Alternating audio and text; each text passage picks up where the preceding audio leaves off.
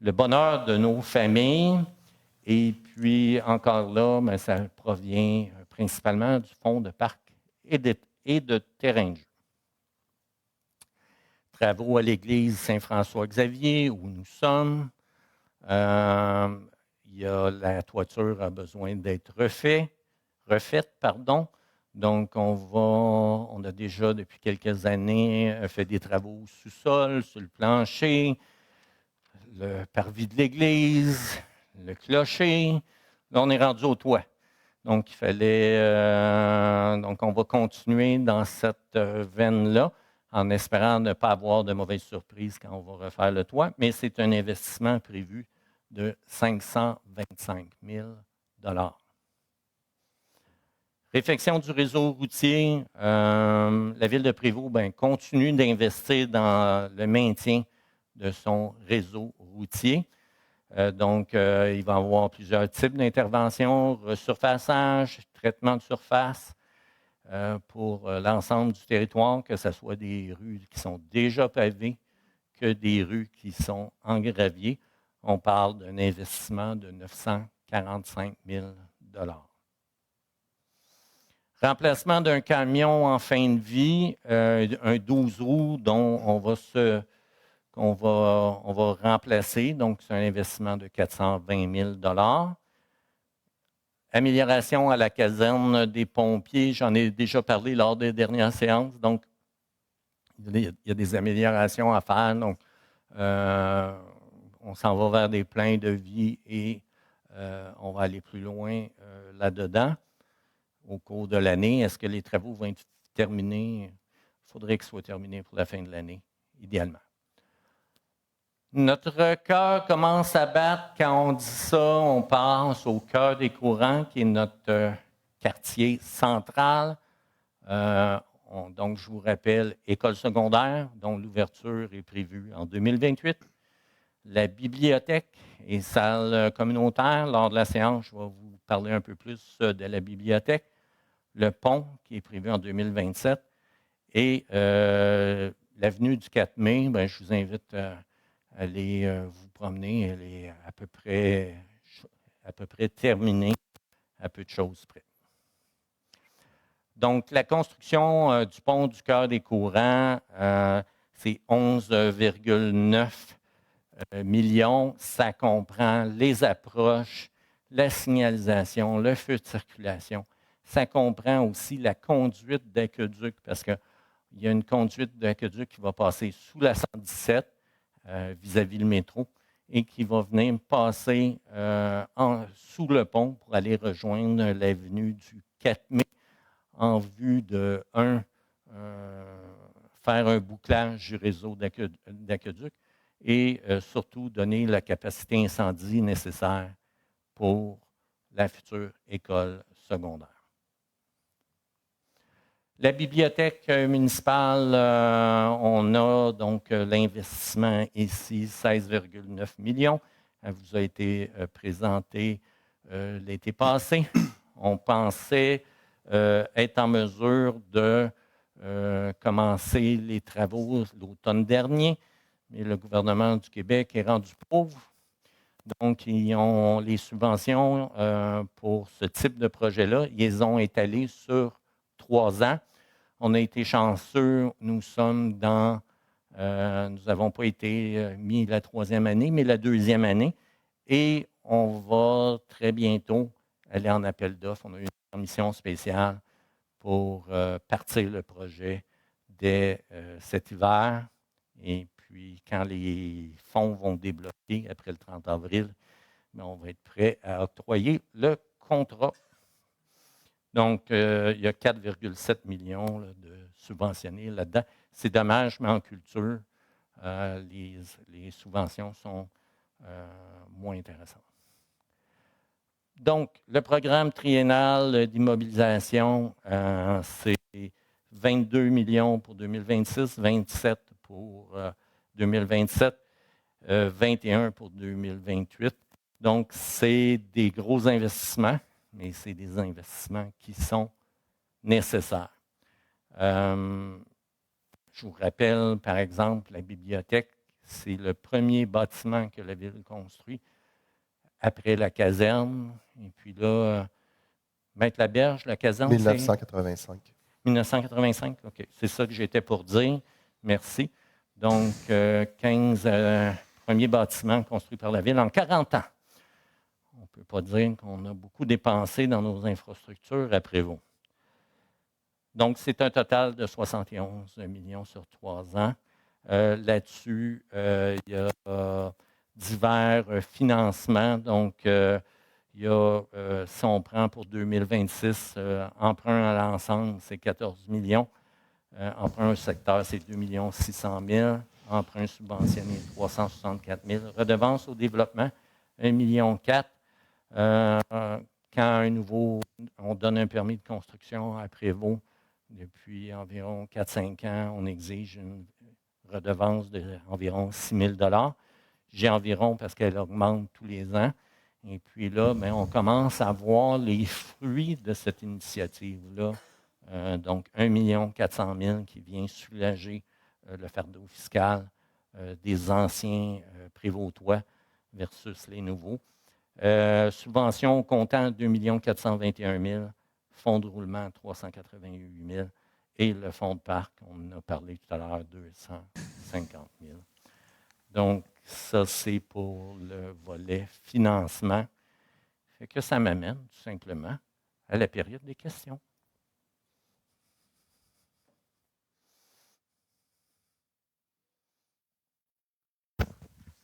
Jean Millette, secteur Shawbridge. J'ai-tu bien vu, M. le maire, 30 millions de 2026 à 2028 pour l'école secondaire? Je pense qu'on n'a pas vu la même chose. Tu me diras quand arrêter. Là. Attends, ça c'est ce qu'on... Les derniers tableaux en dernier. Les derniers? OK. Ouais.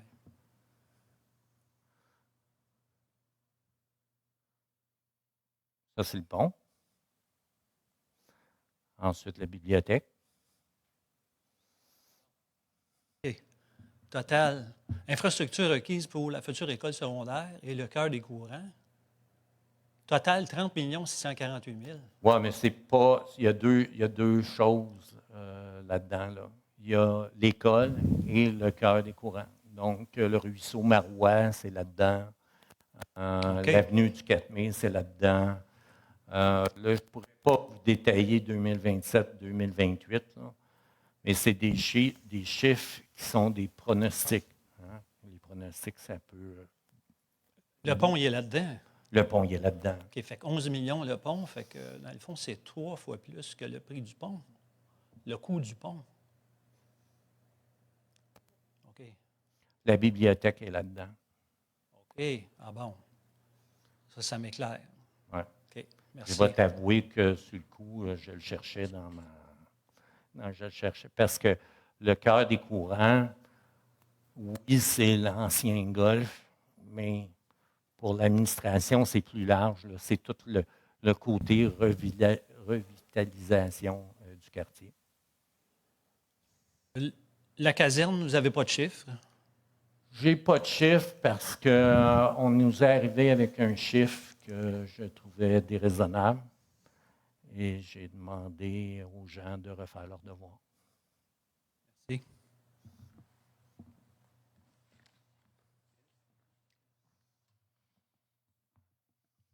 Bonjour, je veux saluer premièrement Maître Laberge. Oui, Ça me fait chaud au cœur. Monsieur le maire, membre du conseil, mesdames, merci d'être présent à notre service. Vous allez dire que j'en ai que pour l'Église. Non. On regarde les chiffres, là, puis là, on est assis, on regarde. Si on ferait partie des membres du conseil, on comprendrait peut-être mieux. Mais là, bon. Mais quand on parle de 525 000 pour la toiture, est-ce qu'on jette ça à terre pour on met du bardeau noir, là? Moi, les plans qu'il y a jusqu'ici, c'est qu'on remplace par un matériel équivalent. Et en ce moment, c'est en tôle ou en acier. Parce que ça a 100 ans. Vous savez que la tôle, là, ça... C'est bon, 100 ans. Bien, d'après moi, là, c'est patrimonial. Trouver un toit comme ça, même dans la MRC, là, il y en a peut-être un, deux. On a un toit patrimonial, monsieur le maire. Sauvez-la. Mais regardez au plafond, levez les yeux et vous allez voir des beaux cernes. Oui, mais regardez bien, là, je ne voulais pas aller là. Et ça va, c'est même gonflé à des endroits. Je ne voulais pas aller là. Mais je ne vous dis pas de regarder le Seigneur, je vous dis de regarder le plafond. Mais Monsieur le maire, je ne voulais pas aller là. Mais tous les dimanches, je suis ici. Puis je ne viens pas avec une chaudière de 5 gallons. Le gros coulage qu'on avait, vous l'avez réparé dans le clocher. Mais je me rappelle, Yvon, là, il y a quelques années, là, il y avait une chaudière là, juste à ma gauche ici. Mais regardez, je vous le dis, il y a peut-être moyen de sceller ce toit-là, mais c'est un toit de tôle. Je vous dis, il est patrimonial, il va avec l'Église. C'est ce que je peux dire. Chose certaine, là, ça ne sera pas un toit en bardeau. Okay? Et puis, on va essayer de trouver quelque chose qui s'harmonise le plus avec l'ancienne toiture. Les toits de tôle, j'ai déjà été propriétaire d'une propriété avec un toit de tôle. Et souvent, c'est les vis, les clous qui sont, avec le temps, ça fait que l'eau passe par ces endroits-là. L'idée, là, c'est de donner un autre 100 ans à ce bâtiment-là. Okay? Et ça serait dommage pour faire des économies qu'on mette en péril le bâtiment. Bon, en tout cas, comme je vous dis, je ne viens pas à la messe le dimanche avec ma chaudière de 5 gallons. Des coulages d'eau, là, vous l'avez réglé, le gros. Fait que je vous laisse avec ça. Le reste, je ne peux pas vous poser beaucoup de questions. On est là, on est devant le fait ce soir. Merci, M. le maire.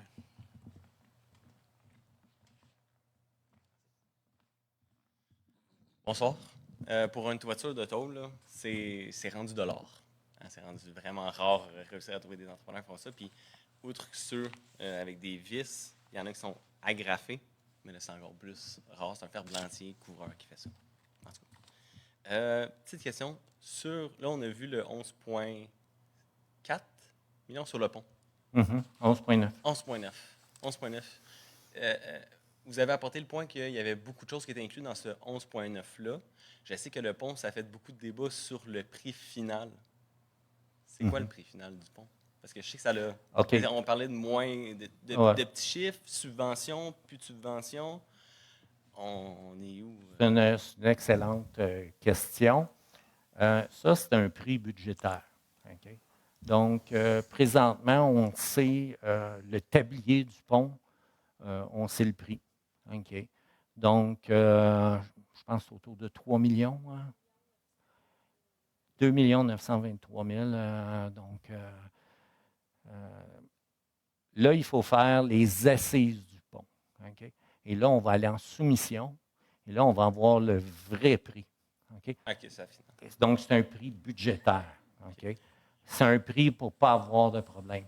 Souvent, dans les règlements d'emprunt qu'on fait, il reste de l'argent au bout. Parce qu'on se prend, excuse-moi l'expression, là, un buffer, okay, en espérant pas l'utiliser. Donc, on va continuer à travailler pour... j'ai eu une rencontre avec la ministre ce matin, la députée et ministre, pour pousser sur le dossier de la subvention pour le pont. On attend une réponse définitive. Elle va voir qu'est-ce qu'elle est capable de faire. Pardon? Ça semblait-tu positif? Écoutez, quand je suis rendu à pousser sur le député, c'est que... Mais écoutez, en ce moment, on a eu aujourd'hui une lettre de refus pour... on a demandé une subvention pour des dos d'âne et ça a été refusé. Bon, ce n'est pas une catastrophe, mais ce qu'on nous a dit, c'est que 80 des demandes municipales ont été refusées. Fait qu'on a un gouvernement qui est en déficit. On va continuer à travailler nos dossiers et puis en espérant réussir l'impossible. De toute façon, comme je vous ai déjà mentionné, un jour, on va vendre la partie sud du cœur des courants. On a les redevances au développement.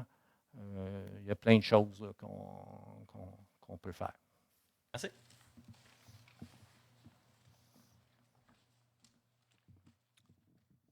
Euh, 11. Non. Oui, la bibliothèque. 17 millions.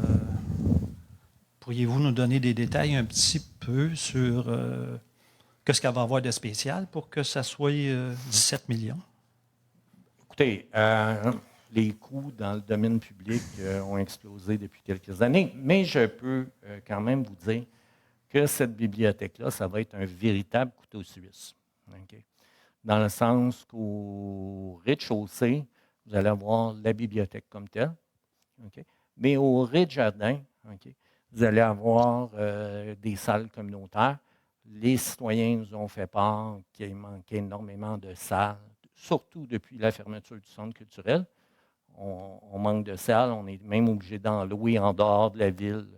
On l'a fait entre autres pour l'Âge d'or. On a loué des salles au Gué-Luron pour répondre aux besoins. Fait que je pense que c'est souhaitable qu'on ait des salles à la ville. Il y a aussi, au niveau du sous-sol, ça va servir de centre de mesures d'urgence. Donc, s'il y a des mesures d'urgence sur le territoire, qu'il y a des citoyens qu'il faut évacuer, leur trouver un lieu transitoire pour résider. Donc, ça va, dans le fond, combler le vide du centre culturel, combler le vide de la bibliothèque et ça va servir de centre de mesure d'urgence. Je pense, et éventuellement, dans 10 ans, s'il y a un véritable centre culturel qui se construit, les plans sont faits que la bibliothèque pourrait être agrandie par en dedans. Fait que c'est réfléchi, c'est songé. Au départ, c'était juste une bibliothèque, puis ça impliquait de refaire un centre culturel en plus de la bibliothèque.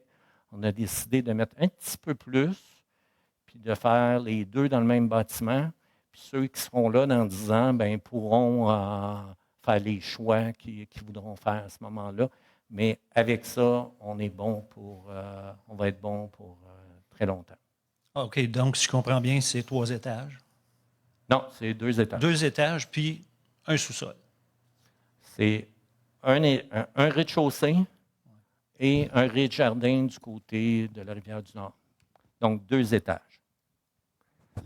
Ou un le rez-de-jardin, c'est le sous-sol? C'est le sous-sol, oui. OK. Et on peut ajouter qu'il y aura certaines personnes qui vont travailler là, donc potentiellement une économie de location d'un édifice de la ville, me dit mon oreille gauche. Effectivement, il y a des... Vous savez qu'on est répartis dans plein de bâtiments à Ville-de-Prévost, dont certains en location.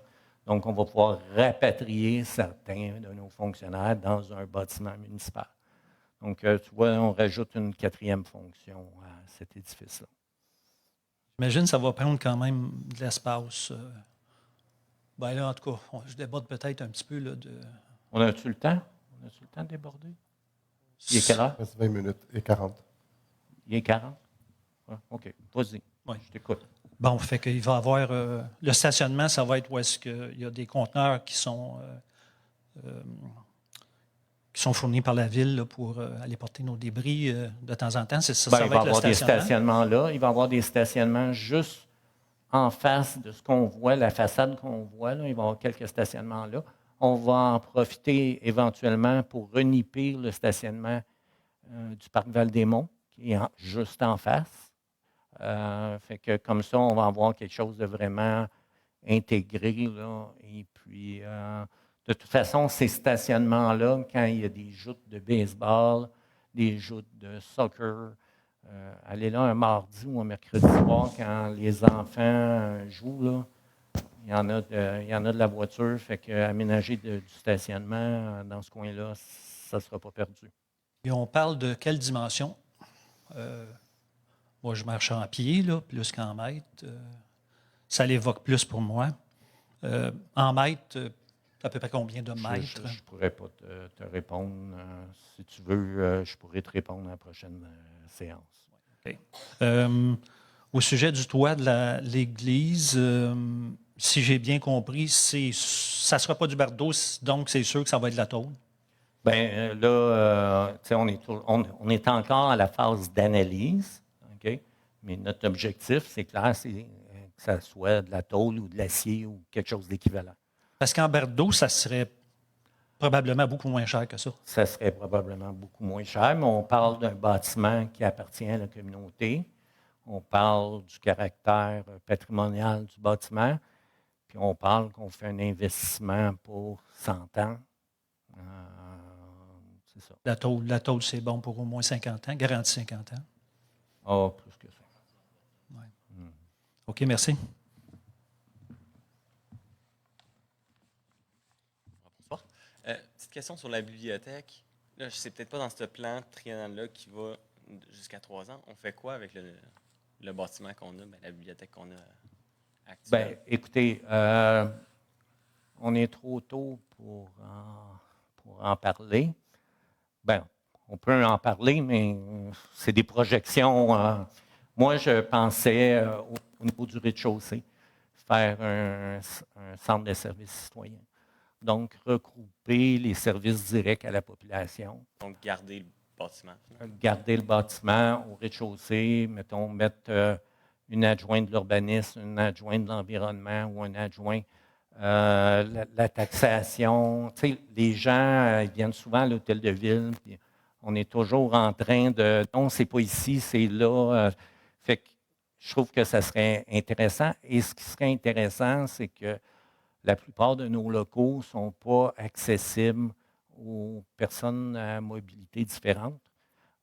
Fait que, tu sais, comme à l'hôtel de ville, on a une rampe pour aller en chaise roulante, mais si la personne veut aller aux toilettes, c'est impossible.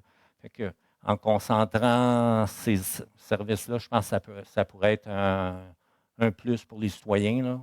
Et puis, désengorger. En même temps, on a comme on disait tout à l'heure, on a des immeubles en location. Fait que si on peut rapatrier du monde chez nous, ça va coûter moins cher.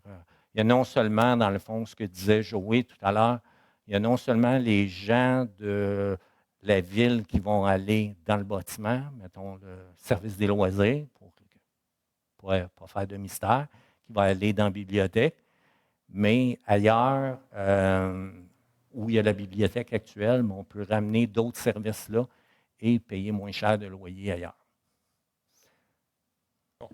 C'est bon?